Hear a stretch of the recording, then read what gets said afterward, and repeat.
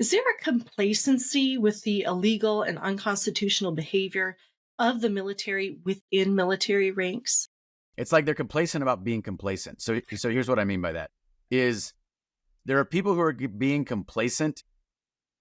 They don't even necessarily know that they're being complacent, Mhm. So they are so complacent and they've become complacent about their complacency to a degree that they don't even necessarily recognize it. I know I just said a bunch of words and everybody's probably lost. I'm not even sure I just followed what I just said. But here's what I mean. If you ask people, particularly if they are lieutenant colonels, do you care about your oath to the Constitution? They're going to say yes. And many of them are going to mean it. Okay. But then you take their actions over the last couple of years and you see that their actions cannot be reconciled with what they may truly believe, So this is where I'm saying it's not that they're choosing to just kind of sit on the couch. I mean, some of them are, but not all of them. It's that they're, and a lot, I mentioned my own cognitive dissonance, that I went through in the military earlier in my career. A lot of them are feeling that now. And many of these people, they are good people. And many of them are still friends of mine, right? They are in a situation where they have found themselves down a dark alley and they don't know how they got there. And here's how that happened. Listen, we were all lied to about the whole COVID narrative to include the shots. And so in the military, people didn't necessarily understand on August 24th, 2021, that this was as unlawful as it is, and everyone is telling them that it's legal. All the military lawyers are telling them that it's legal. All the military medical personnel, when I say all, I don't mean literally all, but virtually all the military medical personnel are telling them that like, oh, COVID's, super crazy and these vaccines are, safe and effective, et cetera. So I understand, when I view this as charitably as possible, I understand how people started down this alley. They think they're doing the right thing and they get further down the alley and then they realize, wait, you're telling me that when this mandate went out and it was predicated upon the existence of an FDA approved product, but yet there never was an FDA approved product? Like there are people that have had to grapple with that, but now they're already down that alley. If they're commanders, they've already kicked people out of the military. They've already mandated people to take this shot potentially against their will. And some of those individuals may now be injured, or worse. So what do?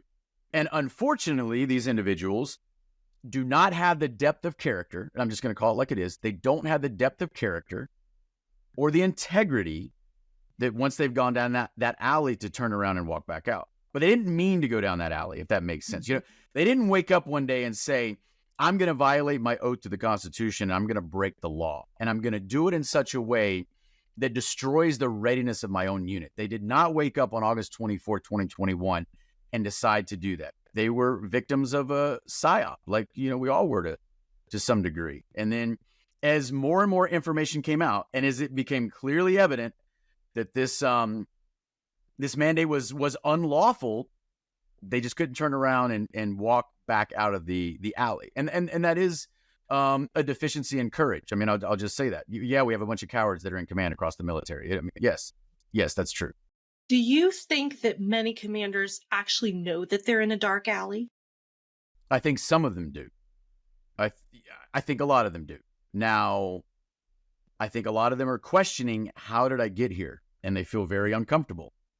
But they're in an organization where everyone else is down that same dark alley.